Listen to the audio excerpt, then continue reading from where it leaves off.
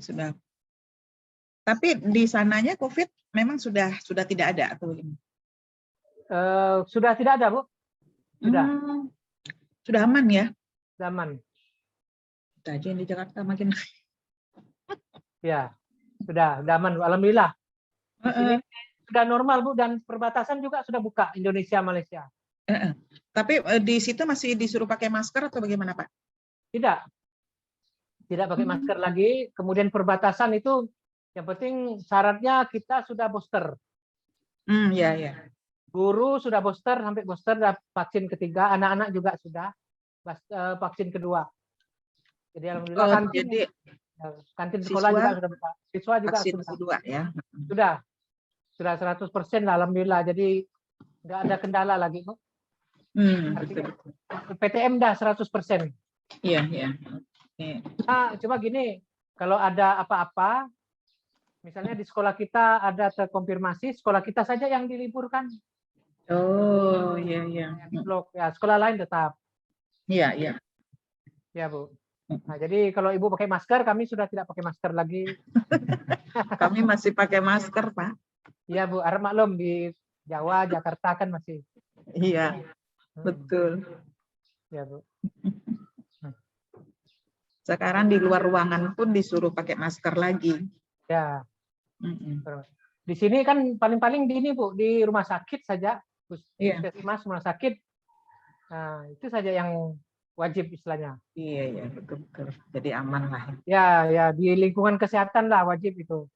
Karena itu kan ya wajib ya. Karena kan ada penyakit di sana. Jadi kalau kami ini udah dapat izin seperti itu, ya kita lawan lah. Virus itu kita lawan, jadi nggak usah dimanjakan. Kalau dimanjakan nanti dia betah dia di tempat kita. Jadi kita lawan supaya dia lari gitu, Pak. Iya. Fauzi pakai suara saya. Iya, suara saya. Ya. Oke, udah. Oke, Bu, ya.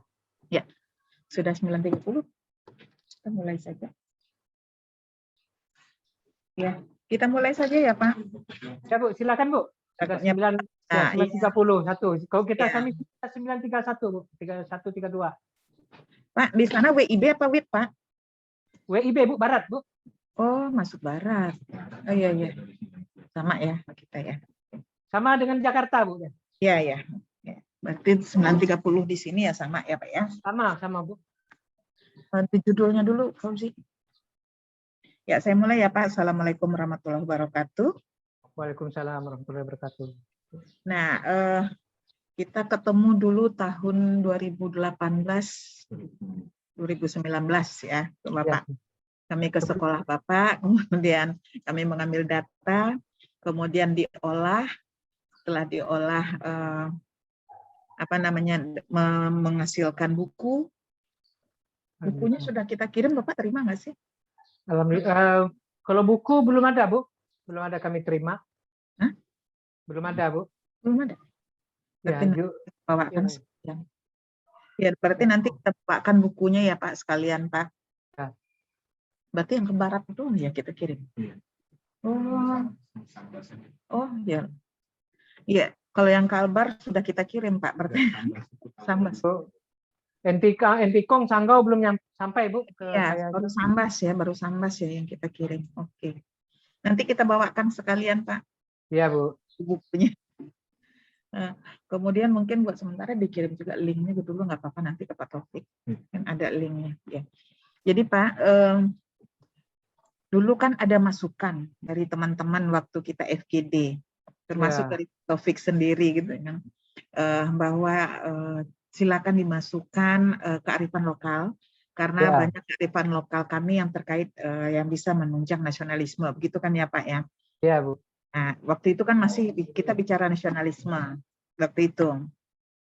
Ya. Nah, kemudian kemarin saya coba, saya mencoba mengajukan kembali terkait dengan hal ini nih judulnya, pembentukan karakter pelajar Pancasila. Ya, Karena betul. kan ini memang lagi booming ya Pak Di di kurikulum, dia di kurikulum kurikulum. Merdeka, Bu. Ya, betul. Nah, pembentukan karakter pelajar Pancasila melalui pengintegrasian. Nah, kami mengambilnya integrasi dari kearifan lokal. Nah, Ya. kearifan lokalnya ini nanti yang akan kami persempit lagi yang berbasis bela negara. Jadi mungkin kearifan lokal cukup banyak ya Pak ya. Tapi Banyak, Bu. yang akan kami fokuskan nanti pembahasannya adalah yang berbasis bela negara. Ya, Nah, ya. kemudian itu kembali kami buatkan, kami tambahkan di bukunya nanti. Nah, kemudian untuk sekarang ini kami menyusun dulu artikelnya. Artikel yang terkait dengan penelitian ini. Karena kan kalau Ya. pemerintah begitu Pak, kalau pemerintah kan belum aja kita turun ke lapangan, kita sudah dituntut untuk menulis artikel. Ya, ya. Harus Jadi, buat dulu. ya betul, pemerintah memang begitu caranya. Kan? Jadi, artikel itu sudah harus terbit. Jadi, sedangkan artikel kan kita sama-sama tahu ya memerlukan proses ya Pak. Jadi Betul. makanya dalam rangka itulah kami mengundang beberapa teman-teman yang dari Sambas gitu, yang juga melalui Zoom, yang dari Kaltara juga melalui Zoom gitu kemarin. Ya, ya. Nah, ini kira-kira yang akan kami yang judul artikel kita, biar fokus Pak topiknya yang untuk ke artikel. Jadi ke artikel itu Pak, kami lebih melihat nanti kearifan lokal yang religius Pak. Yang ada inti religinya. Walaupun nanti kami ke lapangan akan minta hal ini juga nih.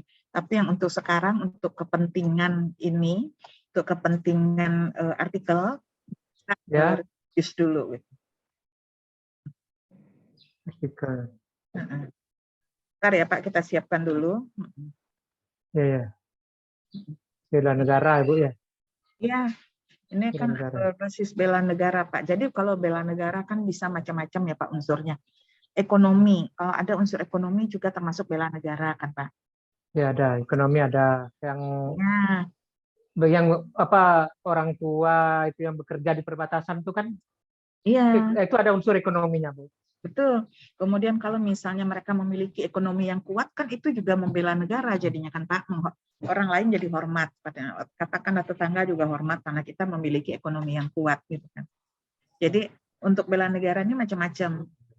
Ya gotong royong, persatuan, semua itu kan intinya adalah untuk bela negara kan Pak sifatnya. Kalau di siswa saya tuh Pak ini, Bu, kami macam di sekolah ini ada salamnya itu NKRI harga mati. Salam NKRI harga mati. Salam perbatasan anak bangsa. Nah itu. Nah, baru yang salam Sega itu SMP Negeri 3 Intikong itu berdisiplin, berprestasi dan berakhlak mulia. Itu yang kami. Nah, nanti kami minta itu ya Pak. Ya. Yang kaitan bela negara itu Bu ya. Iya betul. Nah ini Pak artikelnya kami nih Pak, judulnya kearifan lokal dalam ritus keagamaan dan peralatan pada sistem religi masyarakat Kalimantan di batasan negara. Ya, ini sebagai landasan dan pemuat sikap bela negara. Nah, ini yang akan kami telusuri lebih jauh, kira-kira Pak, yang terkait dengan ritus keagamaan atau peralatan keagamaan, upacara-upacara agama yang ada di daerah Entikong, yang itu nanti akan kami kaji, kami lihat sikap bela negaranya Pak. Nanti akan mengundang karakter pelajar Pancasila itu. Ya. Kalau peralatan itu kalau di Intikong ini tahu saya itu ada suatu tempat semacam, kalau di Jawa itu kan pendopo, kalau di sini kan ada rumah kecil gitu ya. Nah biasanya di sana itunya, ritualnya di sana, keagamaannya itu biasa dikaitkan dengan musim gawai, Bu. Musim gawai itu pesta panen padi. setelah panen mereka berpesta, disitulah ada ritual. Nah itu biasanya dilaksanakan bulan Mei. Itu yang berkaitan peralatan yang ada kaitannya dengan keagamaan. Nah, kalau sehari-hari ya biasa saja. Kalau di sini kan mayoritas agama Katolik berarti di gereja. Kalau Islam itu ke masjid. Nah, tapi masing-masing punya itu sendiri lah, keagamaan dan peralatan sendiri. Tapi kalau momen yang sakralnya itu menurut adat istiadat ada kaitannya dengan religi, dengan adat istiadat, nah itulah dia. Ada namanya pesta panen padi di musim gawai itu. Itu dia. Yang bisa saya ini kan apa setiap tahun sekali itu, Bu. Tiap tahun sekali Jadi, musim padi di musim musim, panen, Bu. Musim musim panen. panen Ya, setiap di bulan bulan apa? bulan Mei. Bulan Mei. Bulan Mei. Nah, kegiatannya seperti apa itu, Pak? Apa nama Oh, kegiatannya? itu pesta gawai, Bu, itu. Gawai. Pesta Gawai. Gawai. Gawai panen padi. Artinya untuk pesta panen padi itu untuk mensyukuri atas panen yang berlimpah atau setelah panennya masyarakat itu satu kecamatan atau satu desa itu serentak melakukan pesta tersebut. Makanya ramai dia. Hmm, hmm, hmm. Bagaimana Itu Pak pestanya itu gambarannya seperti apa Pak? Gambaran. gambarnya itu eh, misalnya hasil panen itu setiap rumah keluarga itu mengumpulkan di tempat tersebut, di tempat yang rumah tersebut, kemudian diritualkan lengkap dengan ritualnya itu. Nah, setelah itu baru ada eh, pemimpin umat, apakah pastor atau pendeta atau pemimpin umat dari rumah ke rumah itu membaca doa. Nah, jadi makan minumlah di situ mereka itu. Nah, kemudian yang muda-mudinya itu ada membuat panggung, panggung Hmm, untuk hiburan juga, untuk bersenang-senang. Itu Bu hmm, ya. Ya. ininya ada Gawai Pak. Pesta Gawai ya itu ada yang khusus nggak Pak ritualnya misalnya harus dari ada hari apa itu namanya makanan ini tertentu atau ya ada kalau kalau di sini itu kan ciri khas pesta orang Dayak. Jadi hmm, kalau makanannya itu ya pasti ada mereka tuh ada babi, ada ayam, ada ini misalnya bebek atau ternak yang lainnya karena mereka kan beternak juga.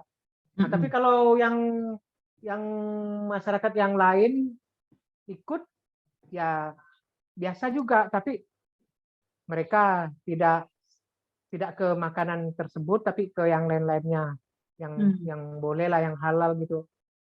Kemudian eh, itu dari segi makanannya memang semua makanan ada, minuman juga ada Bu, karena kalau di kampung sini ini kan eh, ada yang namanya minuman tradisional Dayak itu tua. Nah itu tua itu. Pak. Nah kalau tadi nasinya itu ada yang dibungkus pakai bungkusan pakai daun yang ada di hutan Kalimantan ini ada memang. Nah, jadi bukan kertas begitu Hmm, dibungkus. Kemudian pada saat gawai itu pesta panen tersebut juga biasa digunakan kesempatan oleh orang tua atau masyarakat itu yang mau menikahkan anaknya. Jadi ada pernikahan siangnya itu ada pernikahan itu misalnya di gereja, malamnya itu pesta. Setelah acara ritual itu ada pesta pernikahan, resepsinya seperti itu di rumah. Yang mana ada itu. hmm. Itu Bu. Itu kaitannya itu. Oh, gitu. Pesta Ya, Gawai ini, pesta panen ini padi-padi. biasanya dilakukan di mana Pak? Itu Apakah di masjid, apa di lapangan atau di enggak. mana? Kalau mereka itu memang di perkampungan itu, di perkampungan. Di perkampungan di rumah itu. Jadi cuma kan ada rumah yang dipusatkan misalnya di rumah pengurus adat. Nah, itu ada Oh, pusatnya, ada sentralnya ada di sana. oh, Bahkan bahkan bahkan ada daerah yang punya meriam tradisional, senjata misalnya kan ada senjata tradisional itu biasa malam pestanya itu biasa dihidupkan atau diletupkan gitu. Hmm. Nah, itu dia biasanya. Kok kalau memang masih aktif, nah biasanya itulah dia itu. Oh gitu. Pak, misalnya pesta gawai itu Ya, kan makan-makan ya, ibaratnya makan-makan ya. ya Nah, makan-makan. Makan minum, makan-makan makan minum. itu disediakan oleh masyarakat iuran atau bagaimana, Pak? Kalau di rumah yang tempat di rumah untuk sentral acaranya itu masyarakat mengumpulkan ayam, mengumpulkan daging, mengumpulkan nasi, mengumpulkan sayuran, itu untuk mereka acara di situ untuk para tamu dan untuk pemangku-pemangku yang ada di situ lah dia. Tapi secara globalnya itu setiap rumah itu menyiapkan makanan dan minuman untuk para tamu, karena tamu yang datang di situ tuh tamu dari luar, Bu. Misalnya keluarga-keluarga, bahkan saya ambil contoh, Bu, ya, di sekolah saya ini kan namanya kan Dusun Sontas. Ya. Dusun Sontas, Desa Intikong. Itu mereka punya keluarga di Malaysia, itu pada saat gawai itu datang. Tamu itu dari Malaysia itu. Nah, pada saat Malaysianya di gawai, dari Sontas ini, dari Intikong nih, pergi ke sana. Nah, kalau di Malaysia itu, Bu, gawai nasionalnya itu tanggal 1 Juni, itu udah dipastikan masyarakat Intikong banyak yang pergi ke keluarganya ke sana. Nah, jadi secara adat, secara kultur, secara budaya itu lebih kurang sama karena mereka bersaudara. Iya, iya. Jadi berarti pesta gawai ini juga ada di Entikong, ada juga di sebelah gitu ya, Pak ya? Ada, Bu. Karena memang mereka bersaudara ya. Nah, Saudara. artinya saya misalnya berada di situ, saya bikin makanan, nanti saya antar ke rumah ke ketua adat itu untuk bersama-sama. Ya, sama-sama. Itu biasanya itu syarat, Bu. Ya, artinya setiap masyarakat itu melakukan sumbangan lah begitu. Ya, itu karena di situ kan banyak tamu dari luar. Jadi tamu dari luar itu bahkan dari pejabat pun biasanya yang meresmikan acara itu juga makan minum di situ. Ya. Apalagi istilahnya tidak ada masalah berkaitan dengan masalah ini makanan minumannya udah oke. Nah, tapi bagi masyarakat yang lainnya itu, tamu-tamu yang lain itu berkeliling kampung itu, sehingga kemana dia kenal rumah-rumah itu dia mampir. Setiap mampir pasti dikasih makan, dikasih minum. Kemudian ada selain makanan itu tadi nasi itu, tapi ada juga yang dibakar itu. Lemang misalnya, kalau kami sini pulut itu yang dibakar itu pasti, Bu. Ya. Oh, jadi gini ya, Pak. Misalnya diadakan kegiatan di rumah ketua adat. Ya. Tapi nanti itu pun juga ketika mereka berkeliling juga ke rumah-rumah lain. Ya. Misalnya datang misalnya setelah acara di kerapatan adat, kemudian nanti bisa berkunjung kemana. Tapi sudah misalnya di rumah adat tuh ramai sekali orang, tapi sudah tidak, waktu berkunjung tuh tidak fokus lagi, artinya sudah sesuai dengan teman-teman, rekan-rekannya, kerabatnya kemana-mana, jadi tidak sama lagi. Oh gitu. Jadi ibaratnya sudah selesai acara di tempat sudah. Artinya sudah diresmikan, Bu. Acara itu sudah resmi, jadi sudah bebas gitu. Yang kemana-mana gitu ya, ke rumah saudara-saudara. Ya, termasuk yang tadi ada anaknya yang pesta pernikahan itu sudah boleh makan, sudah boleh kalau di sini, Bu, salaman dulu dengan pengantinnya, itu salaman dulu, baru ucapan selamat, baru ambil makan, terus makan baru keluar lagi kemana-mana jalan gitu dia. Oh gitu. Jadi beda dengan yang nasional itu. Iya. Ya, nasional kan makan dulu baru ucapan selamat. Aku sini enggak, begitu nyampe langsung ucapan selamat, kasih amplop, habis itu kita makan, habis makan kita jalan lagi. Kenapa? Karena masih banyak kerabat kita yang mau dikunjungi. Oh gitu. Seandainya nih, Pak, seandainya ini kan kalau panennya bagus ya. Kalau panennya tidak bagus, panennya rugi, misalnya, ada nggak? Terus biasa bagaimana? Apakah panen ini kalau lagi rugi, lagi kena hama, lagi apalah gitu? Ya, Bu.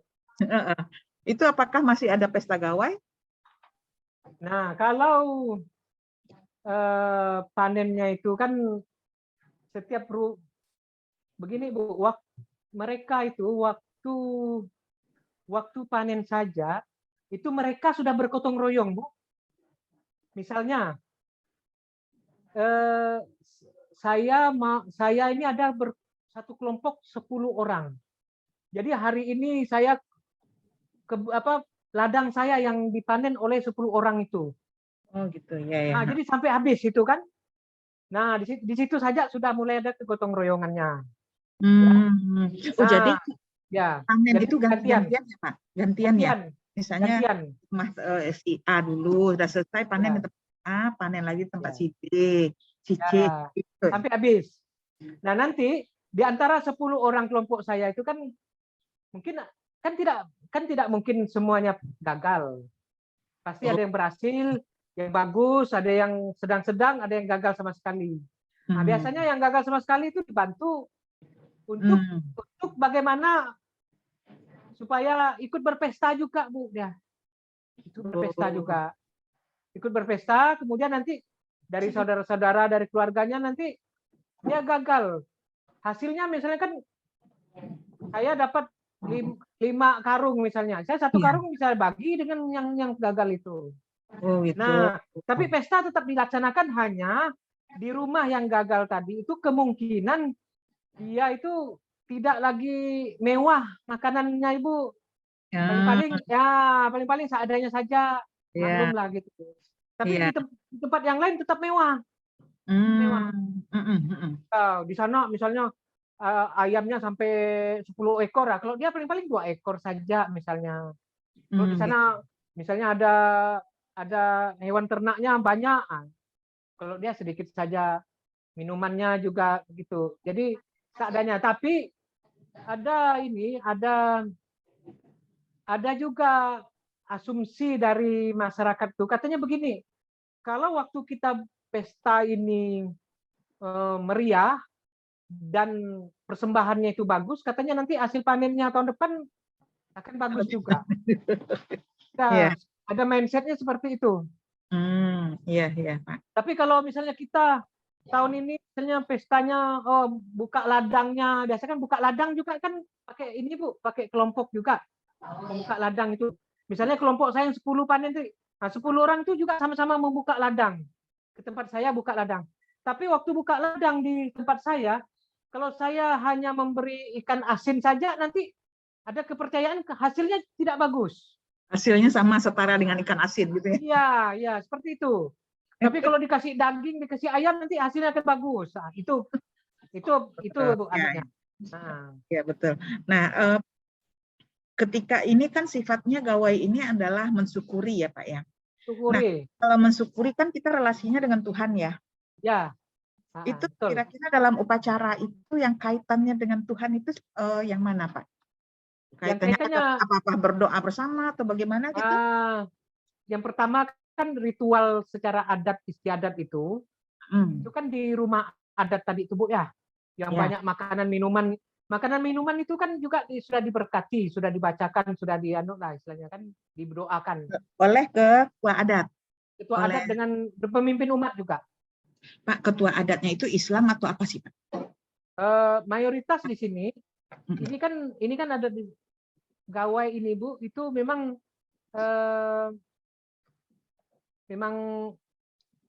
Dayak, suku Dayak, asli Dayak, dan mayoritas itu agamanya Katolik.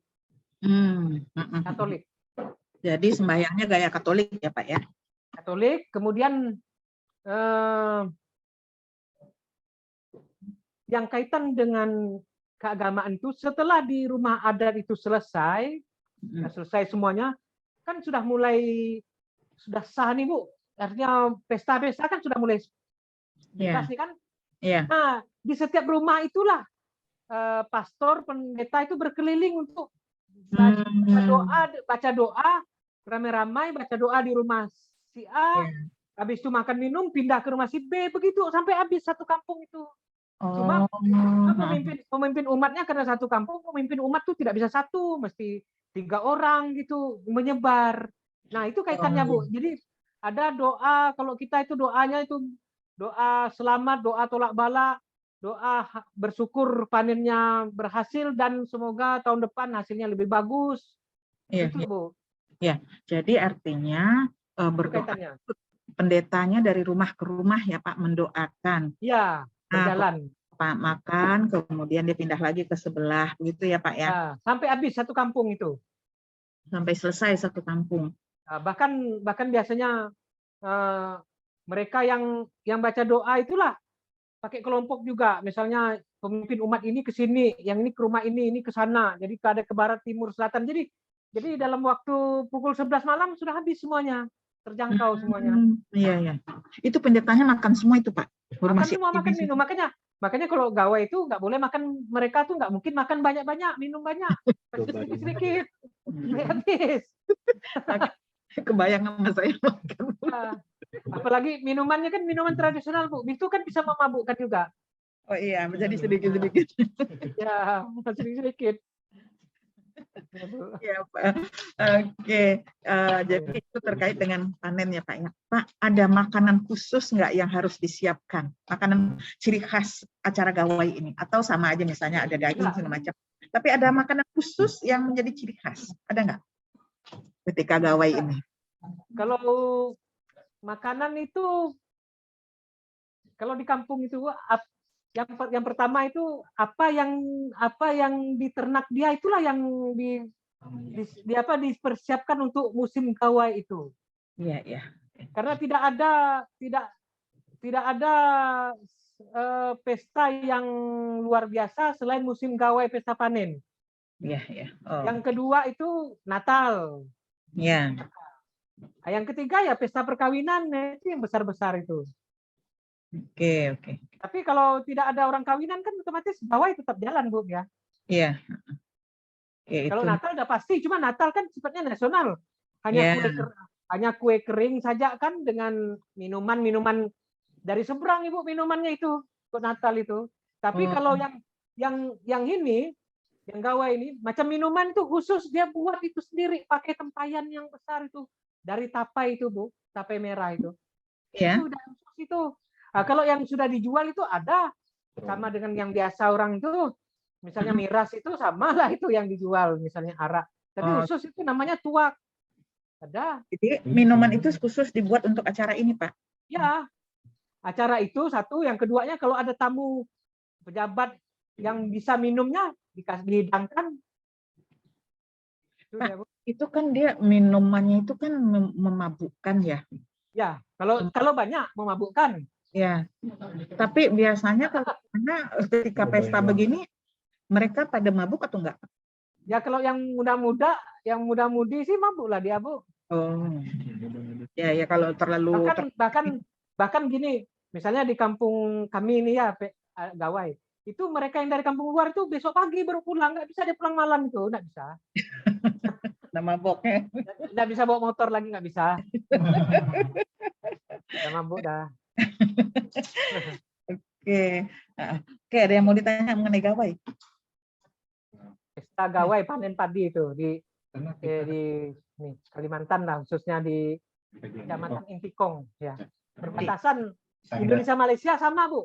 Kita artinya begini, kita pergi 1 Juni di Malaysia pun sama acaranya. Nah, itulah dia salah satu yang artikel Ibu yang lokal sesuai agamanya ada, adatnya ada. Mohon maaf, Bu, saya sendiri walaupun muslim pernah ikut gawai juga. Iya. Bahkan saya tidak ikut mabuk. Iya. Saya makan minum yang halal saja. Iya, betul. Iya. Nih, yang ini masih ada yang mau ditanya nggak nih? Yang ini Pak, ada beberapa tradisi yang ada di Kabupaten Sanggau yang kami cari di internet ini, kajian literatur di internet. Nih, ini ada beberapa, cuman karena gawai ini memang baru sedikit ya kami isi karena kurang informasi lebih jauh. Bagian B itu Bu ada tuh, Bu. Bagian B itu. Ya, ini gawai ini ya, Pak ya. Ya. Kalau umpan kampung? Ya, itu dah. Ya. Yang nomor 1 itu Pak, yang A itu Pak, tradisi umpan kampung itu gimana Pak? Bapak tahu? Tradisi umpan kampung. Ini kami cari-cari di internet. Oh, yang ini Bu, ini pedagi itu kan alat atau untuk menyimpan itu desa padi itu apa itu kan ya ada alatnya itu sama dengan di Jawa itu Bu, kalau orang lagi ada tradisi untuk misalnya sama dengan ada benda-benda pusaka gitu Mbak dia. Oh. Ada ritual itu dia itu semacam acara itu untuk tempat tersebut. Tuh.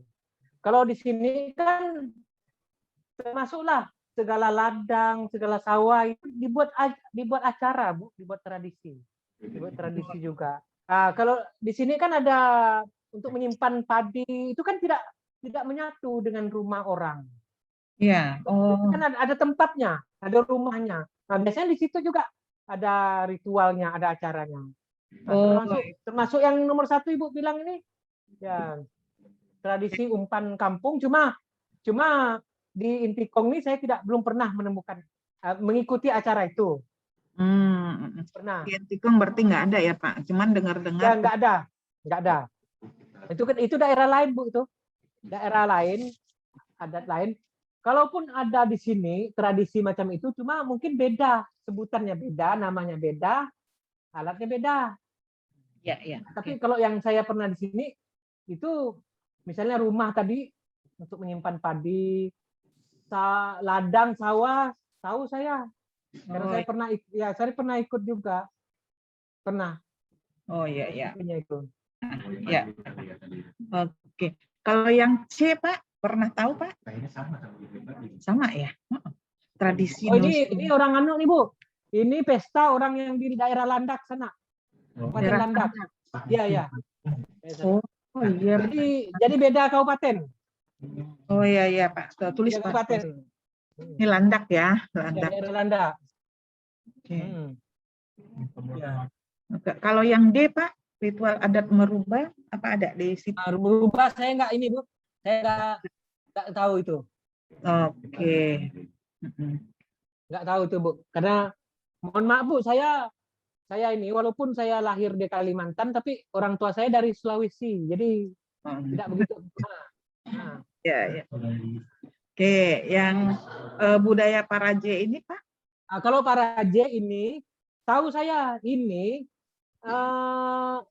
acara di Sanggau, Melayu, ini khusus Melayu Bu, yang Muslim Melayu. Dia mengadakan pesta acara itu untuk ulang tahun Kabupaten Sanggau. Dilaksanakan setiap ulang tahun Kabupaten Sanggau yang 400 sekian. Oh gitu. Jadi dia adatnya adat Melayu. Kalau Ibu tahu misalnya adat Riau, adat Sumatera, itu sama dengan kita sini. Pakaiannya, makanannya sama. Oh gitu. Jadi pesta, cuma dia makannya itu di tepi sungai, di sepanjang jalan. Acaranya itu. Jadi nggak di rumah makan, itu dipasang tenda gitu. Oh gitu, ya. Karena kerajaan itu tepi sungai, biasa ada perlombaan sampan. Iya, pacu sampan. Meriahkan. Pacu sampan. Ya, ada perlombaan mancing. Ya. Parade. Ada perlombaan pakaian tuh. Wanita misalnya fashion show ada. Ada bakar-bakar bambu juga tuh. Melayu juga ada. Ini kita kapan Pak di kegiatan ini biasanya? Itu ulang tahun Sanggau itu biasanya bulan Juli kah? Bulan Juni.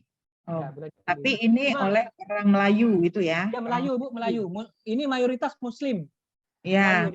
Muslim. Ya Muslim, Melayu dia. Tapi yang tadi itu Dayak. Esensinya apakah ucapan syukur kepada Allah atau esensinya untuk persatuan, gotong royong atau apa Pak? Untuk masyarakat atau bagaimana? Yang pasti Bu gini, esensi awalnya itu untuk keselamatan Kabupaten Sanggau. Artinya yang berkah, jauh daripada mara bahaya bencana, itu esensi awal. Jadi ritualnya ada. Jadi pertama ini yang hebatnya itu Bu, bahkan dia masuk dalam anggaran APBD itu, khusus acara itu tuh, ada dananya. Jadi bupati dan wakil bupati itu yang bikin pidato dulu, baru menginisiasi ya, yang menginisiasi kegiatan, jangan-jangan ya Pak. Ya. Jadi menjadi tradisi setiap tahun wajib itu dilaksanakan. Ada dananya. Jadi bahkan setiap kecamatan tuh mengirim perwakilan dari ininya Pak. Misalnya ada keturunan raja. Ini ada kaitan dengan raja juga Bu. Jadi raja itu di Sanggau itu belum punah dia itu. Nah, belum punah. Artinya masih ada. Jadi tetap dilaksanakan wajib. Dia dilaksanakan.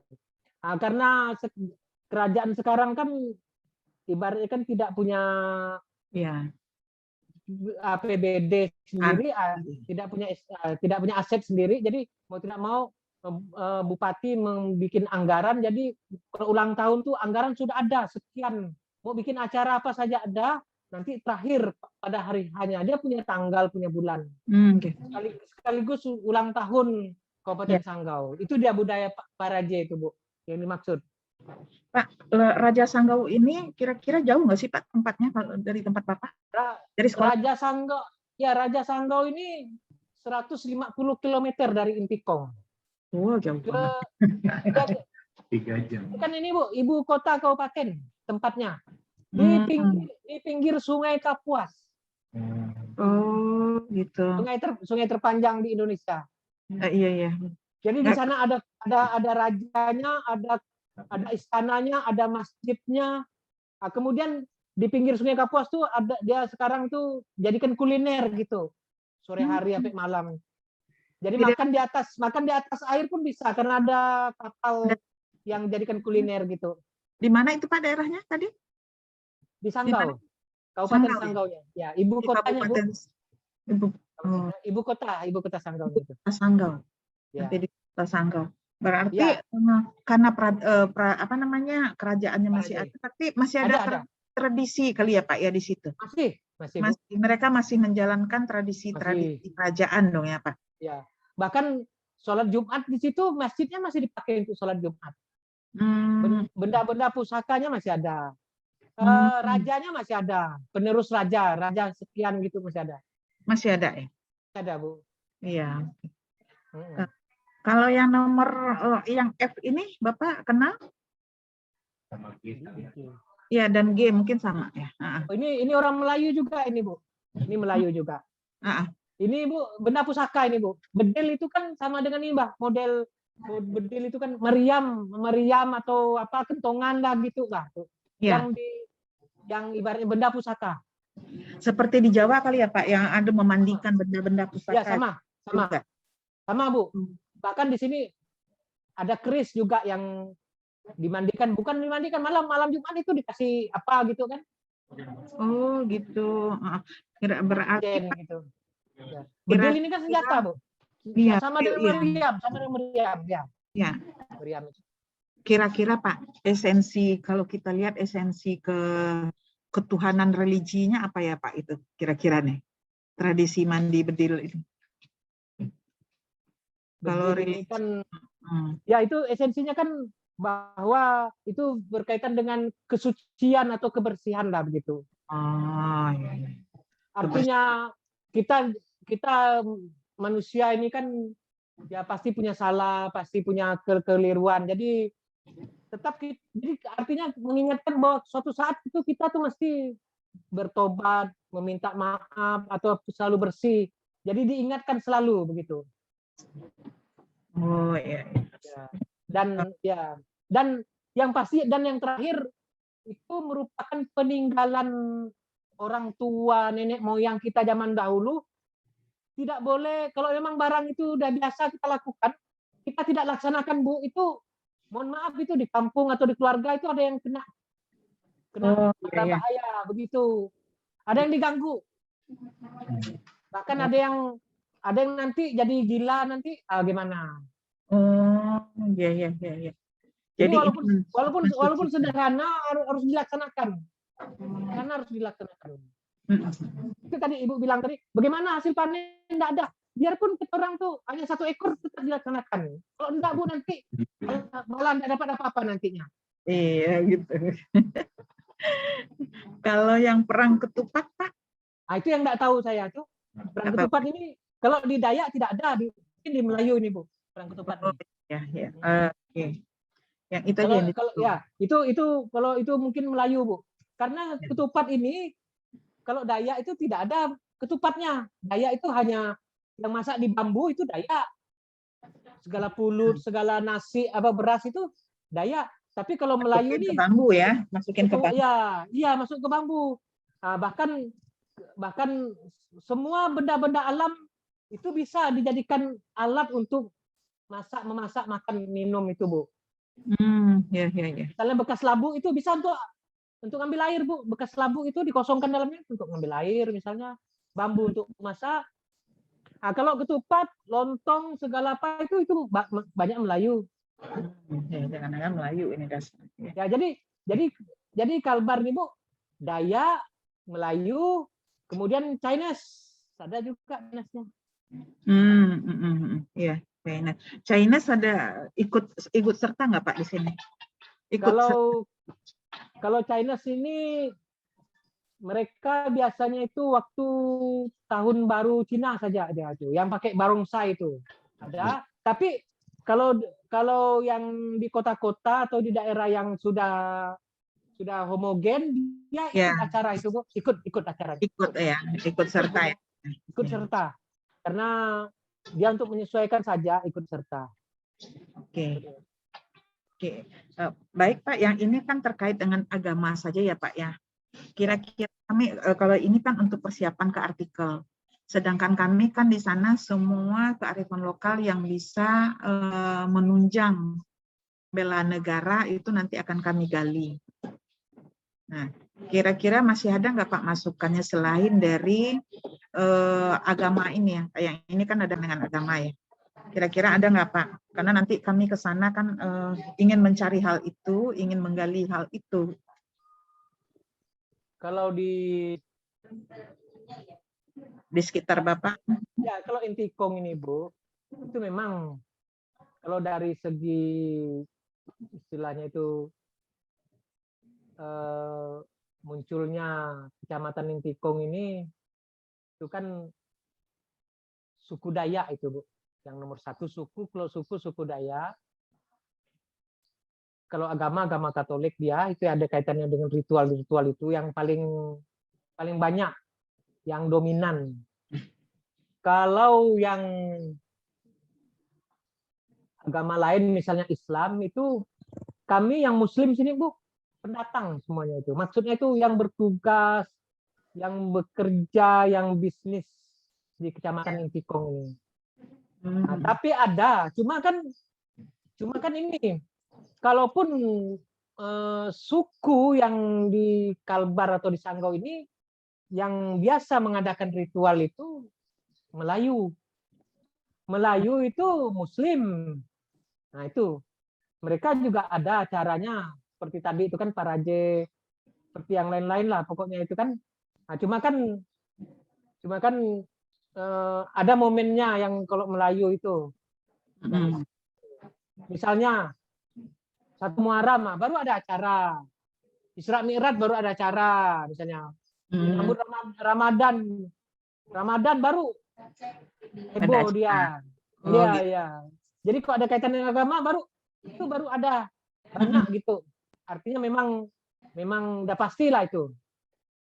Pawai misalnya ada. Nah, tapi kalau tadi itu seperti yang Pak budaya Paraje itu memang di Sanggau, ibu kota kabupaten.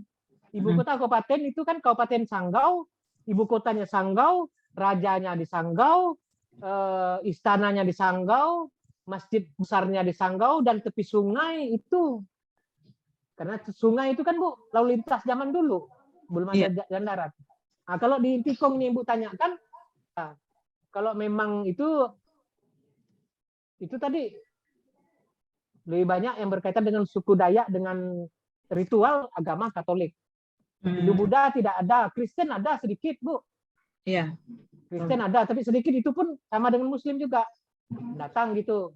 Nah, jadi kalau Dayak dengan Katoliknya itu kalau saya menggunakan persentase mungkin 60%. Islamnya mungkin sekitar 30%. Islam Muslimnya yang pendatang tadi itu banyak 30%. Nah, kalau yang Kristen juga, yang pendatang tadi Kristen juga kan Kristen macam-macam juga. Nah, itu paling 10%. Tapi Dayak juga ada Kristen. Iya, Nah, berarti Dayak ini agamanya lebih banyak Katolik ya, Pak?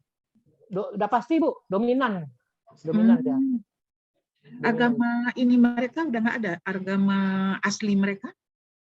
Kalau asli itu kan Bu, dulu animisme itu kan yang pakai patung itu, patung Iya. disusun-susun. Itu ya semenjak Indonesia merdeka itu udah hilang itu. Kenapa? Karena nenek moyang mereka juga sudah, yang dulu menyembah itu juga sudah meninggal, dan patungnya juga sudah dimusnahkan, sudah musnah, sudah pindah. Kenapa? Jadi sudah nggak ada. Ini Bu, ya ini berkaitan dengan ini juga, dengan bela negara, karena waktu Presiden Soeharto, jangankan tidak beragama Bu, nama saja, kalau nama saja itu nama Chinese itu langsung diganti dengan nama Indonesia. Ya. Jadi nama juga tidak boleh asing, harus nama Indonesia. Itu waktu Presiden Soeharto dulu memimpin itu tahun 66 itu 67 itu. Nama saja mesti nama Indonesia, apalagi itu. Jadi agama tuh dihilangkan. Cuma dulu kan agama baru 5. Ya, betul. Jadi artinya agama asli mereka, animisme, dinamisme udah nggak ada ya, Pak? Nggak ada Bu. Kalau saya dulu waktu kecil masih SD, masih ketemu dengan yang Ibu sebut, yang Ibu bilang itu tadi tuh. Artinya animisme itu masih ketemu saya waktu kecil. Ya. Artinya pergi sekolah itu masih lewat dengan patung-patung tersebut. Ya. Sekarang sudah tidak ya, Pak ya? Sudah tidak ada lagi dah. Semuanya sudah beragama juga. Sesuai jadi dengan agamanya ini. Katolik. Sesuai dengan ini Bu. Ya agama Katolik. Jadi agama Katolik, Islam, Kristen. Kalau Hindu Buddha sini malah minim. Artinya orang bertugas saja yang ada Hindu Buddha. Iya. Pak, kalau kami kan nanti mau ke sana ya Pak. Kira-kira tokoh adat yang ingin kami wawancarai, ya. Bapak punya kenalan tokoh adat Pak? Kebetulan di sekolah ini ada saya punya pegawai itu 2 orang, suami istri. Yang satu itu bapak itu penjaga sekolah, yang istrinya itu petugas perpustakaan. Kebetulan mereka kan suami istri itu kan asli di kampung ini Bu. Dan mereka juga istilahnya punya nenek moyang tuh yang tahu cerita tentang itu. Jadi bisa saya anukan dengan dia nanti. Iya Pak. Iya Pak. Kalau gitu kami ingin ketemu ke kampungnya dia juga boleh kita ke sana ya. Ke kampungnya nanti dibawakan ke tempat yang rumah adat yang saya sebut tadi, yang bisa pakai ritual itu di mana, di situ ada. Nanti ibu ditemukan dengan nenek atau kakek dia yang bisa bercerita tentang itu. Iya, betul. Saya ambil contoh Bu, di sekolah ini kan gerakan pramukanya itu kan namanya kan Singa Temayat, nama gerakan pramuka itu Bu. Itu Bu mengambil nama Singa Temayat itu kan mesti ada sejarahnya. Rupanya sejarahnya itu ada. Jadi beliaulah yang bikin sejarahnya itu dari nenek moyangnya itu. Jadi itu berkat mengambil nama itu tuh artinya ngambil nama pahlawan pejuang dari daerah sini. Jadi beliau itulah yang bikin ceritanya, hasil wawancara dengan nenek moyangnya. Jadi kita untuk nama gerakan pramuka saja, Singa Temayat saja, mesti kita buatkan profil cerita gitu asal usulnya. Singa Temayat ya. Jadi makanya kami nanti juga ingin ketemu. Bisa juga itu Bu. Singa Temayat itu apa? Misalnya kan NKRI, siapa pembela dulu negara perbatasan yang di sini, pahlawannya. Itu ada pahlawannya. Contohnya Singa Temayat tadi, dia punya cerita, punya sejarah. Iya. Itu kaitan dengan bela negara Bu. Artinya bukan pahlawan yang mohon maaf dari tentara dari sana, bukan. Iya, betul. Kita di sini punya panglima juga. Punya pahlawan juga maksudnya. Ya Pak, jadi kami nanti ingin ketemu ya Pak dengan beliau. Nanti kami kabari kami berangkatnya kapan? Perkiraan Bu. Minggu depan. Minggu depannya. Perkiraan. Entikong kan barat. Entikong masih barat.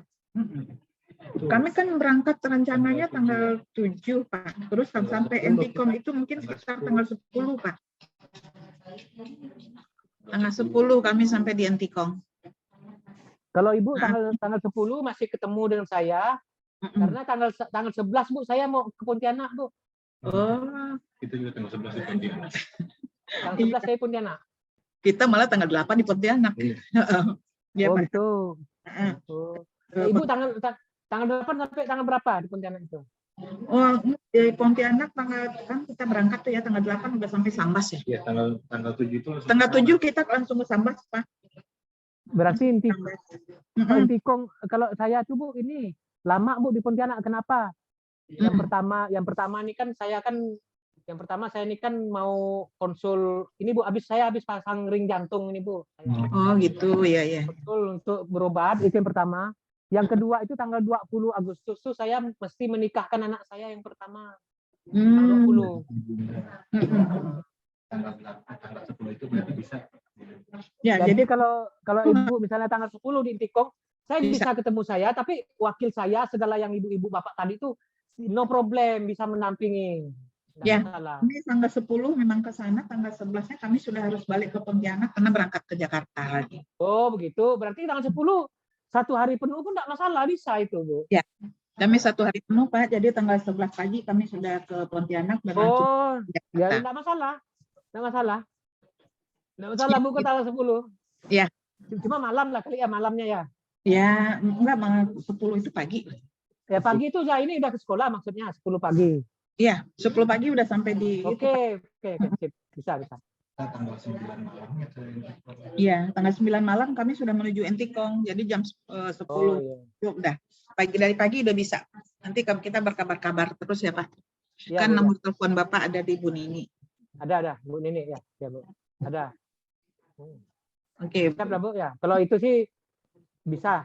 Artinya Ibu 9 dari Pontianak 10 pagi di sekolah pasti ketemu dengan kami. Nah, betul.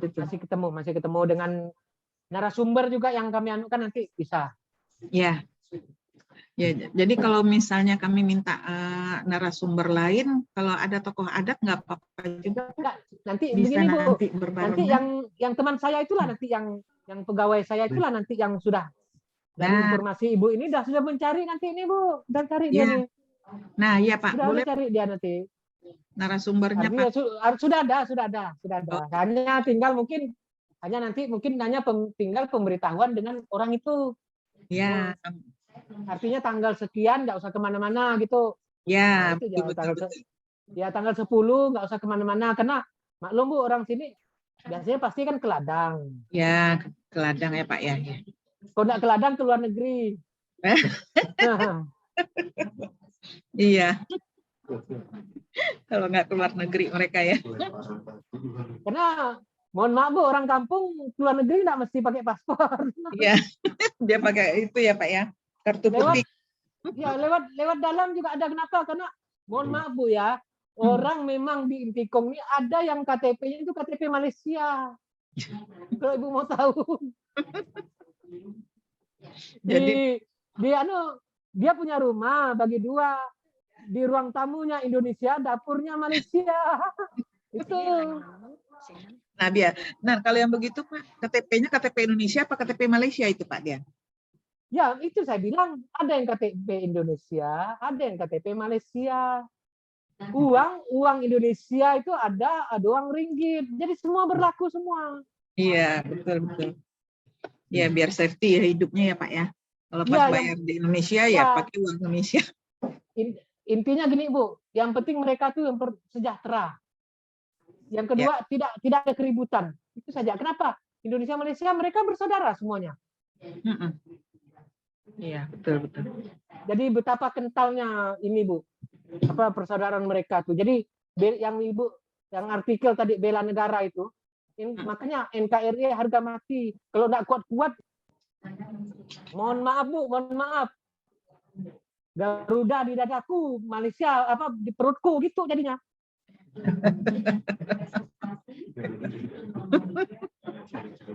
Iya, perut Malaysia ya.